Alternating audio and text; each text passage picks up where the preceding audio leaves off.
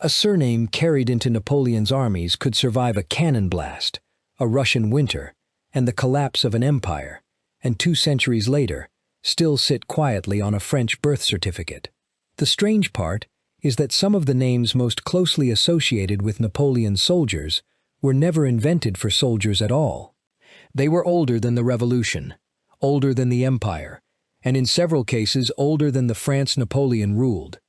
They came from villages, occupations, landscapes, nicknames, and ancient family traditions. Then war gave those names a new meaning. A man named Ney could become a marshal and command tens of thousands. A Lannes could rise from an ordinary provincial background to become one of Napoleon's most trusted battlefield commanders. A Davout could transform discipline into a weapon. A Murat could turn cavalry charges into legend. And names such as Soult, Masséna, Berthier, and Drouot became permanently attached to one of the most extraordinary military machines Europe had ever seen. But there is a trap in telling this story. Having one of these surnames does not automatically mean a person descends from one of Napoleon's generals. France had thousands of men carrying the same family names long before Napoleon was born. Some names were widespread, others were regional. Some were transformed by spelling, migration, marriage, or local dialect. And many soldiers who served under Napoleon never became famous enough for their names to appear in history books. That is precisely what makes these surnames fascinating. They are not simply labels attached to famous men. They are fragments of a much larger France, a France of farmers, craftsmen, provincial towns, Catholic parishes, military families, and young men suddenly pulled into wars that stretched from the Atlantic coast to Moscow. The French Revolution changed the meaning of military service forever. Before 1789, France's armies were still deeply connected to the old social order. Officers often came from privileged families, while ordinary soldiers could spend years in uniform with little chance of rising dramatically through the ranks. Then the Revolution shattered the system. France was surrounded by enemies. Austria, Prussia, Britain, Spain, Russia, and other European powers repeatedly entered the struggle against revolutionary France. The new republic needed soldiers on a scale that the old monarchy had never imagined. The result was mass mobilization. In 1793, the revolutionary government introduced the levée en masse, calling enormous numbers of citizens into the national struggle. Military service was no longer merely the profession of a soldier. It became connected to citizenship, national survival, and political identity, and that created the human foundation for Napoleon's future army. The men who eventually marched beneath the imperial eagle came from almost everywhere: Paris, Lyon, Marseille, Bordeaux, Normandy, Brittany, Alsace, Lorraine, Corsica, the Alps, the Pyrenees, villages whose names would never appear on an imperial map. Their surnames reflected that diversity. Some came from occupations, some from places, some from physical characteristics, some from old personal names. Others had regional spellings that changed from one generation to another. One of the most famous was Ney. Michel Ney was born in Sarre-Louis in 1769, when the town belonged to France. His family background was not aristocratic in the traditional sense. Ney entered military service before the Revolution, and then benefited enormously from the opportunities created by the revolutionary armies. That detail matters.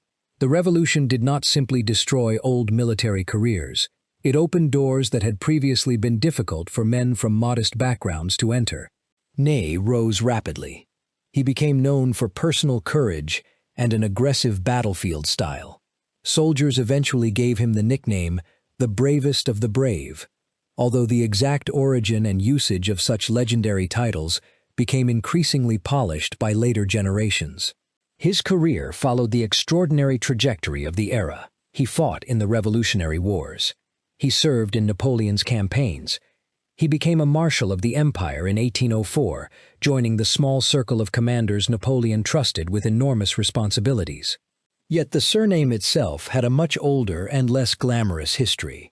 Ney is a surname found in several regions and linguistic traditions, and its exact origin can vary depending on the family line. It may have developed from old personal names or regional forms rather than from military service. That distinction is crucial. A modern French family named Ney cannot simply assume that its ancestors marched behind Napoleon, but the name has acquired a historical association so powerful that, in popular memory, Ney almost immediately summons the image of a French marshal beneath the smoke of battle. And Ney's final chapter made that association even more dramatic. In 1812, he accompanied Napoleon into Russia. The campaign began with an enormous army crossing into the Russian Empire. What followed was not the swift victory Napoleon expected.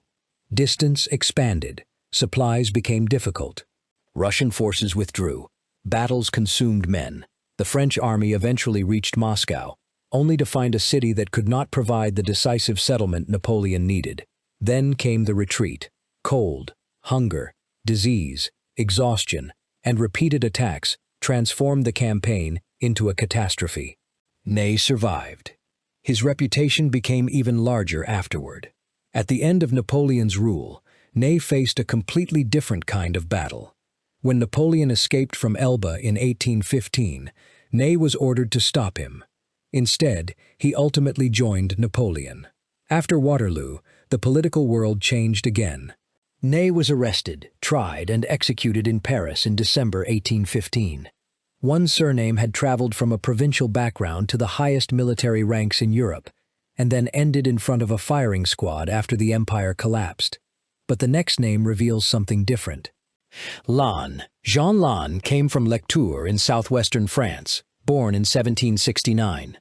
His background was far removed from the polished aristocratic image associated with old European armies.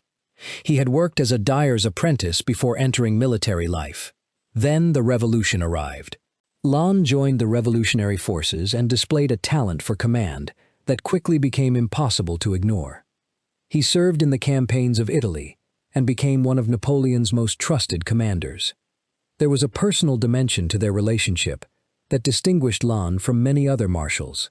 Napoleon valued him not merely because he could command troops, but because Lannes possessed a rare combination of aggression, courage, and battlefield instinct. At times, that courage bordered on recklessness. Lannes was the kind of commander who could lead from the front and expose himself to danger in ways that frightened more cautious officers. His surname, however, had nothing inherently military about it. Lannes is generally associated with southern France and has been explained through regional and place name traditions.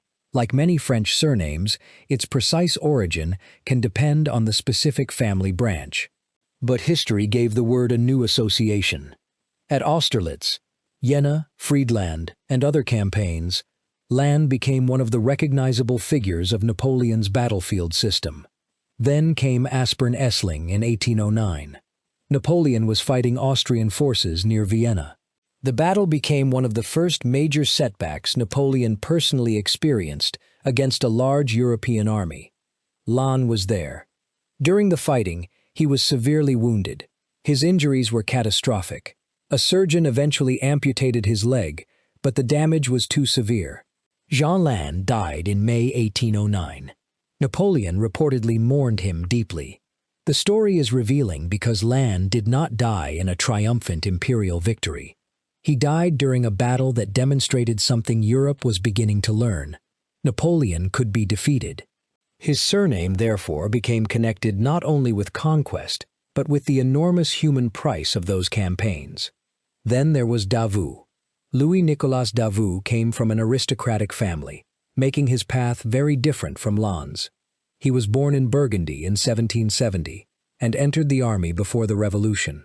The political upheaval that destroyed many old institutions also transformed Davout's career. He eventually became one of Napoleon's most formidable commanders. If Lannes represented battlefield instinct, Davout represented discipline. His troops developed a reputation for efficiency and organization. Napoleon trusted him with difficult assignments because Davout was unusually capable of maintaining control under extreme pressure. The name Davout itself is associated with the northern and eastern French surname tradition, and its history predates Napoleon by generations. Again, The important point is that the surname did not originate with the Marshal. The man made the name famous. At Austerlitz in 1806, Davout commanded a French force that was heavily outnumbered by the Prussian army. Napoleon was fighting another engagement at Jena, and the scale of the Prussian force facing Davout was enormous. Yet Davout's troops held their ground and defeated the Prussian army at Austerlitz. The victory became one of the great demonstrations of French military effectiveness during the Napoleonic Wars. Napoleon was impressed. Davout became one of the few commanders capable of earning a reputation for almost obsessive professionalism. There is another fascinating detail. Unlike some of Napoleon's more theatrical commanders, Davout was not remembered primarily for flamboyant personal courage or spectacular cavalry charges. His strength was control. He expected his officers to maintain standards. He demanded preparation. He cared about logistics, organization, and discipline. That made him less romantic than some of the other marshals, but arguably more reliable. And that reliability became crucial during Napoleon's disastrous Russian campaign. Davout commanded one of the major formations during the invasion and retreat. His troops suffered terribly. Like thousands of others, they became part of the enormous human cost of an imperial ambition that had reached too far. The surname Davout therefore carries a strange historical contrast. An old French family name, transformed by a commander whose greatest military gift was not recklessness, but discipline. Then the story becomes much more dramatic. Murat, Joachim Murat, was born in 1767 in La Bastide-Fortunière, in the Lot region of southern France. His father was an innkeeper, and Murat's early life was far removed from royal palaces. But Murat possessed something Napoleon noticed immediately: audacity. He became one of the most spectacular cavalry commanders of the Napoleonic era. His appearance alone became legendary. Murat favored elaborate uniforms, extravagant decorations, and dramatic presentation. On the battlefield, he could appear almost theatrical, but beneath the spectacle was a genuinely gifted cavalry leader. When Napoleon needed cavalry to exploit a breakthrough, Murat could deliver devastating speed. His charges became part of the mythology of the empire. The surname Murat is especially interesting because it has strong regional roots in southern France and is also connected with place names. It was not created because of Napoleon's cavalry. The name existed long before Murat became famous, but his personal story eventually transformed it into an imperial symbol. Murat's relationship with Napoleon was also unusual. He married Napoleon's sister, Caroline Bonaparte. That marriage elevated him dramatically. He became Grand Duke of Berg and later King of Naples. An innkeeper's son had become a European monarch. But the same ambition that carried him upward also contributed to his downfall. Murat eventually tried to preserve his position in Italy by changing sides and pursuing his own political survival. Napoleon's fall left Murat exposed. He attempted to recover power, but his final effort failed. In October 1815, Joachim Murat was captured in Calabria and executed. His life had moved from an obscure southern French family to the throne of Naples, and finally to a firing squad. And that pattern appears again and again in the Napoleonic era. Names that once belonged to ordinary families suddenly became attached to men who moved through the highest levels of European power. Another surname with a very different story is Masséna. André Masséna was born in Nice in 1758. At the time, Nice was not simply the French city people know today. Its political history was complicated, and it was connected to the Kingdom of Sardinia before revolutionary France annexed the region. Masséna entered military service before the revolution. His career exploded after 1789. Napoleon eventually described him as a commander of extraordinary ability, and Masséna earned a reputation for toughness, endurance, and battlefield instinct. His surname is associated with the region around Nice and Provence, and appears in various historical forms. Its meaning is less straightforward than names derived from obvious occupations, but its regional identity is important. Masséna was not simply a generic Parisian Frenchman. His career reflected the expansion of revolutionary France into regions with distinct cultural histories. That is one of the hidden stories of Napoleon's army. The empire looked French from the outside, but its soldiers and commanders came from territories with different languages, traditions, and political histories. Masséna demonstrated that complexity. He became one of Napoleon's leading commanders during the Italian campaigns. His military reputation was built on campaigns where speed, improvisation, and endurance were essential. But Masséna's later career also exposed the limits of even the greatest commanders. In the Peninsular War, he faced the Portuguese and British forces under Wellington. The French army remained dangerous, but the war became increasingly difficult. Terrain, supply problems, local resistance, and British strategy created conditions very different from the rapid victories Napoleon had achieved in Central Europe. Masséna's campaign eventually stalled. The lesson was brutal. A commander could win battles and still lose a campaign, and a surname could become associated not only with victory, but with the changing limits of French power. Then comes Soult. Nicolas Jean de Dieu Soult was born in 1769 at Saint-Amand-la-Bastide in southern France. His background was comparatively modest. His father was a notary. Soult joined the army during the Revolutionary period and rose through the ranks. He became a Marshal in 1804. His career was remarkable because, unlike some commanders who were brilliant in one particular role, Soult remained an important figure across decades of political upheaval. He fought in revolutionary campaigns. He served Napoleon. He fought in Spain and Portugal. And after Napoleon's fall, he remained politically relevant. The surname Soult is particularly distinctive and is strongly associated with southern France. It has been connected by surname scholars to regional linguistic and personal name traditions, although exact derivations can be difficult to establish. What is much easier to establish is the historical weight the name acquired. Soult was present at some of the most important military events of the era. At Austerlitz, he commanded a major part of Napoleon's army and played a crucial role in the decisive fighting. Napoleon later praised his performance, but Soult's most controversial chapter came in Spain. The Peninsular War was a nightmare for French commanders. The battlefield was no longer simply an open European plain where massed formations could be maneuvered according to predictable rules. French forces faced British troops, Portuguese forces, Spanish armies, guerrillas, difficult terrain, long supply lines, and a population increasingly hostile to occupation. Soult became deeply involved in this struggle. His career therefore demonstrates another reality of Napoleon's empire. The soldiers who carried these famous surnames were not fighting one single war. They were moving from Italy to Austria, from Germany to Poland, from Spain to Russia. Every theater demanded something different.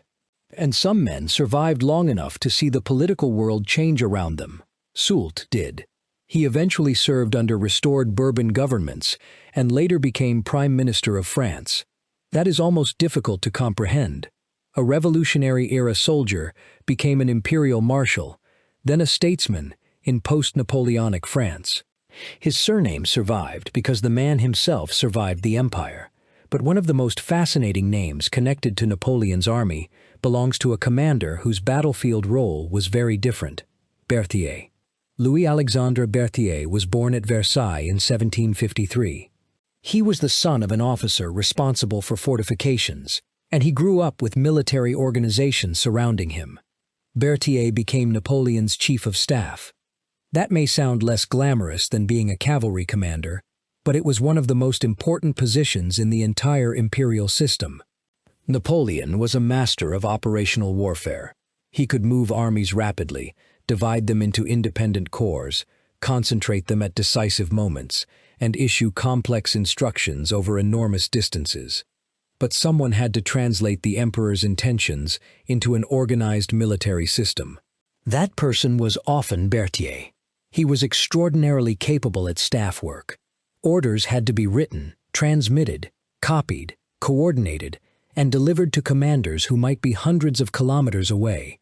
Maps had to be studied, units had to be tracked, marching schedules had to be organized. Supply arrangements had to be coordinated. In an age before telephones, radios, or electronic communication, This was a monumental administrative task. The Napoleonic army's speed depended partly on this system. Berthier's surname itself predates the empire and belongs to a broader French surname tradition. It likely developed from an old personal name or regional form rather than from a military title. But history attached a very specific meaning to it. Berthier became the man behind the machinery of Napoleon's campaigns, and that makes his story tragic. Napoleon's system depended heavily on personal relationships. Berthier was one of the most important. When Napoleon returned from exile in 1815, Berthier did not join him. He was politically compromised and eventually left France. Later that year, Berthier died in Bamberg in circumstances that remain debated, with historical accounts differing over whether his death was suicide or involved other factors. The man who had spent decades organizing Napoleon's armies did not live to see Waterloo. His name remains associated with the administrative brain of the empire. Then there was Drouot. Antoine Drouot was born in Nancy in 1774. He became famous not because he led enormous cavalry charges or governed a kingdom, but because of his mastery of artillery. Napoleon's armies depended heavily on artillery. The French system had been modernized during the Revolutionary era, and commanders learned to use concentrated firepower to break enemy formations and support attacks. Drouot became one of the outstanding artillery officers of the period. He served with the Imperial Guard and became closely associated with Napoleon during the later campaigns. The surname Drouot is rooted in the Old French surname tradition and has connections to personal names of Germanic origin that entered French usage centuries earlier. Again, the name is older than the empire. But Drouot transformed it into a military reputation. His role becomes particularly important during the final stages of Napoleon's career. At Waterloo, French artillery played a major role in the battle. Drouot was there. By then, the Napoleonic army was no longer the seemingly unstoppable force of Austerlitz. The veterans were fewer. The political situation was desperate. The Allies were closing in. The battle became a contest of timing, endurance, terrain, and command decisions. When the Imperial Guard finally advanced late in the battle, the myth of Napoleon's invincibility collapsed. Drouot survived the disaster. He was eventually arrested but treated with a degree of respect because of his reputation for honor and professionalism. His later life was far quieter than that of Murat or Ney, and that difference is important. Not every famous Napoleonic surname ended with an execution or political scandal. Some men simply returned to civilian life after an extraordinary military career. The next surname, Desaix, brings us back to the revolutionary battlefield. Louis-Charles Antoine Desaix was born in Auvergne in 1768. He came from a noble family, yet the revolution created a strange situation for men like him. The old aristocratic system was collapsing, but France still needed experienced officers. Desaix remained with the revolutionary armies and quickly established himself as an exceptional commander. His name is sometimes written with the aristocratic particle and spelling associated with the family, and its pronunciation is famously different from what an English reader might initially expect. Desaix became one of Napoleon's most admired commanders. Their relationship was built on military trust, and nowhere is that clearer than at Marengo in 1800. The battle appeared to be going badly for Napoleon. Austrian forces had gained the advantage. The French army was under severe pressure. Then Desaix arrived with reinforcements. He reportedly understood the situation immediately. The French counterattack followed. Desaix was struck by a musket ball and killed. He died on the battlefield. His death became intertwined with the French victory at Marengo. Napoleon later elevated the event into one of the defining moments of his early career. The tragedy is that Desaix was killed at the exact moment when his intervention was helping transform a potential defeat into victory. His surname became part of the mythology of Marengo, but the name itself was never a military invention. It belonged to an old family line from Auvergne. That is the pattern again. The surname existed first. History came afterward. Then there is the name Bessières.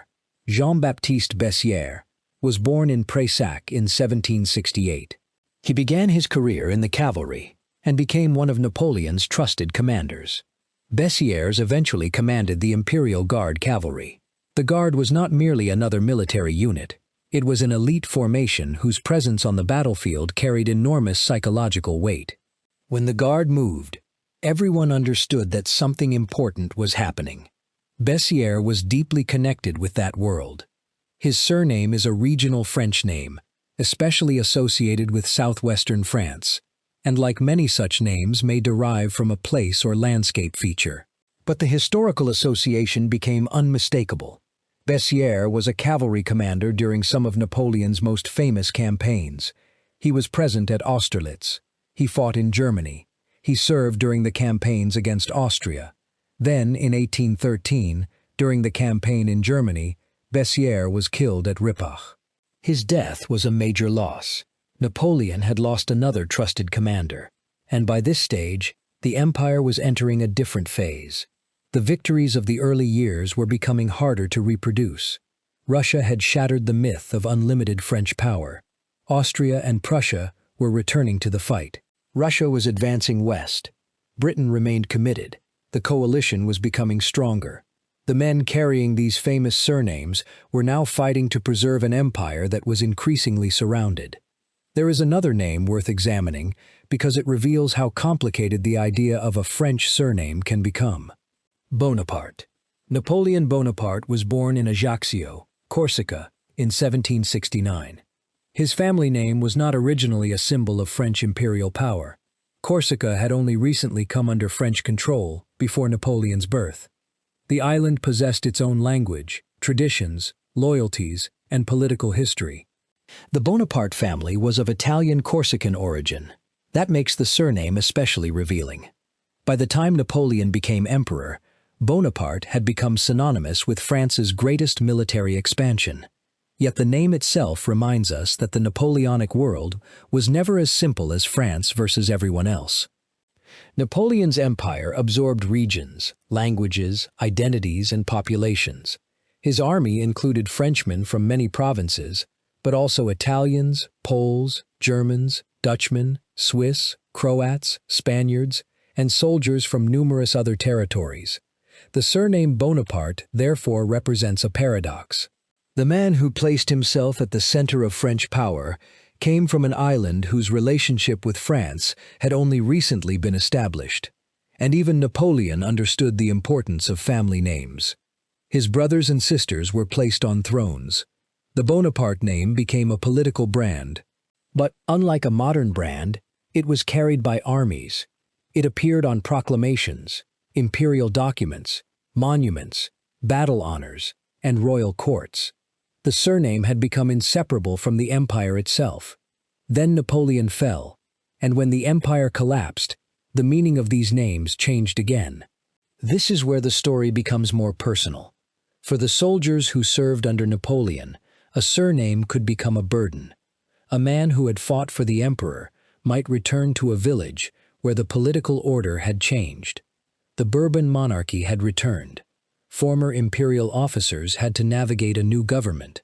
Some were honored, some were watched, some were punished, some simply disappeared back into civilian life. And for ordinary soldiers, the situation could be even stranger. A young conscript might have left home at 18. He could have fought in Italy, Germany, Spain, and Russia. He might have survived wounds, hunger, disease, and retreat. Then, years later, he might return to the same village where his family still farmed the same land. His children might inherit his surname without ever fully understanding where he had been. This is one reason military genealogy is so complicated. A famous surname is not proof. A family story can be valuable, but it needs evidence. French military records from the Revolutionary and Napoleonic periods can sometimes reveal extraordinary details. A soldier's birthplace, age, occupation, unit, physical description, service history, wounds, promotions, desertions, and death. For families investigating an old surname, these records can turn a vague story into a documented life. And sometimes, the discovery is surprising. The ancestor who was supposedly a famous officer may turn out to have been an ordinary infantryman. But that does not make the story less important. It may make it more important. Because Napoleon's army was built by ordinary men, the marshals are easier to remember. The emperor is easier to remember. The battles have names that survived for centuries. But behind every famous commander were thousands of men whose names never appeared in military histories. At Austerlitz, thousands marched. At Borodino, tens of thousands died or were wounded. During the retreat from Russia, entire units disappeared. Their surnames were written in registers, military rolls, parish records, and family documents. For many descendants, those documents are the only surviving connection to the Napoleonic world.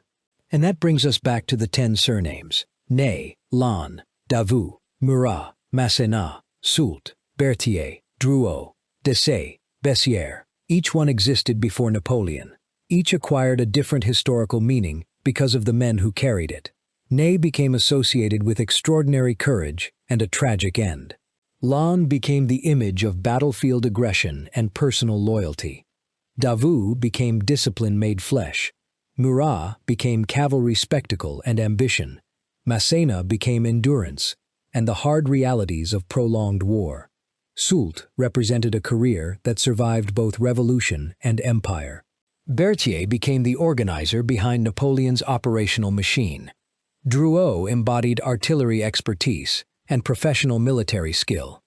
Desaix became forever connected with the dramatic turning point at Marengo. Bessières became linked with the elite cavalry of the Imperial Guard. And Bonaparte, although not part of the original 10, reveals the deepest paradox of all. The surname at the center of French imperial history came from a Corsican family whose roots were not originally French in the modern national sense. But there is something even more fascinating hidden beneath these names. A surname is not a bloodline, it is a clue. A family can carry a name for centuries while changing occupations, locations, social status, and political loyalties. The same surname can belong to unrelated families. Spelling can change. Records can be incomplete. A famous general may have had distant relatives who never met him, and an ordinary soldier may have left descendants who have no idea that their ancestor marched under the imperial eagle. This is why the romantic idea of "my family name belonged to Napoleon's army" should be treated carefully. The real story is better than the legend. Because if a document proves that an ancestor named Pierre, Jean, François, Louis, or Jacques served in the Grande Armée, that individual story is far more meaningful than simply sharing the surname of a marshal. The soldier had a real face. He had an age. He had parents. He had a birthplace. He had comrades. He had fears. He may have carried a letter from home inside his uniform. He may have watched friends disappear during the retreat from Russia. He may have returned years later with scars that nobody in his village understood. That is the human history hidden inside a surname. Napoleon's empire lasted only a fraction of the time that some French family names have existed. The emperor rose with astonishing speed. He crowned himself in 1804. He controlled much of continental Europe. He reorganized governments. He fought enormous coalitions. He created kings. He destroyed kingdoms. Then, within a decade, the entire structure collapsed, but the surnames survived. That is perhaps the strangest legacy of the Napoleonic Wars. Empires disappear. Uniforms become museum pieces. Battlefields become farmland. Fortresses become tourist attractions. But names remain. A child born in France today can inherit a surname that once appeared in an imperial dispatch. A family in another country may discover that an ancestor was captured at Waterloo. Another may find a record showing that a young French conscript died somewhere in Russia. Another may discover that the family story about a famous marshal was wrong, but that their ancestor served beside thousands of men whose lives were just as extraordinary. The battlefield eventually becomes silent. The paperwork remains. And somewhere inside those old pages, a surname waits. Not necessarily the name of a marshal. Not necessarily the name of a hero. Sometimes simply the name of a young man who left home because France called him to war. That may be the most important lesson of all. Napoleon is remembered as the architect of the empire. His marshals are remembered as giants. But history was carried forward by ordinary people. They carried muskets. They marched through mud.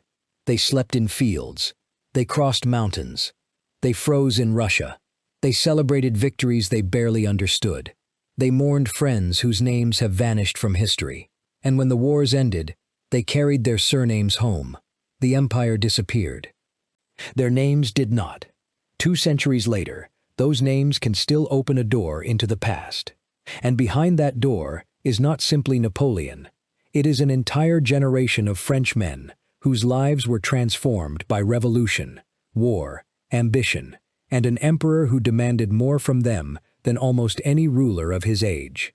So, if a surname in your family resembles one of these names, the question is not whether the name itself proves a connection. It doesn't. The better question is much more interesting. Who was the first person in your family to carry it? Where did he live? What did he do? And if the family story says he served Napoleon, is there a military record somewhere waiting to prove it? Because sometimes, the most extraordinary historical discovery is not finding a famous ancestor, it is finding an ordinary one. If your family name has a story worth discovering, subscribe for more forgotten history.